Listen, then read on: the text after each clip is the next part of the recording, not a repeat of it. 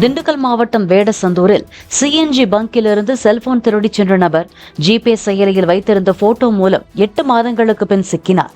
அந்த பங்கில் கடந்த ஆண்டு டிசம்பரில் எரிவாயு நிரப்பச் சென்ற ஒருவர் ஊழியரின் செல்போனை திருடிச் சென்ற காட்சி சிசிடிவியில் பதிவாகியிருந்தது.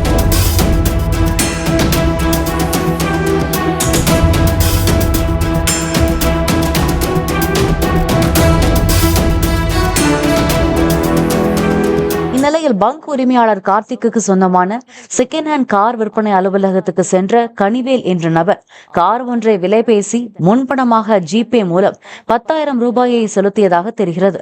ஜிபேயில் பணம் வந்ததை பங்கிலிருந்து பார்த்த கார்த்திக் அந்த புரொஃபைல் படத்தில் உள்ளவர்தான் செல்போன் திருடியவர் என்று கார் அலுவலகத்திலிருந்து தமது சகோதரரிடம் தகவல் கொடுத்துள்ளார். அது பற்றி விசாரித்ததும் தப்பி ஓடிய கனிவேலை அங்கிருந்தவர்கள் விரட்டி பிடித்தனர். உடனே தன்னிடமிருந்த பணத்தை பறிக்க முயல்வதாக கனிவேல் கூச்சலிட்டதாக தெரிகிறது. அவரை போலீசார் மீட்டு காவல் நிலையம் கூட்டிச் சென்றனர்.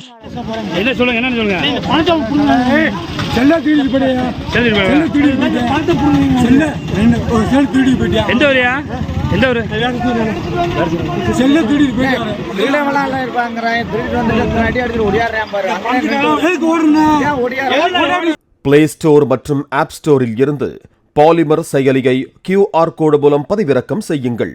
செய்திகளை உடனுக்குடன் பெறுங்கள்.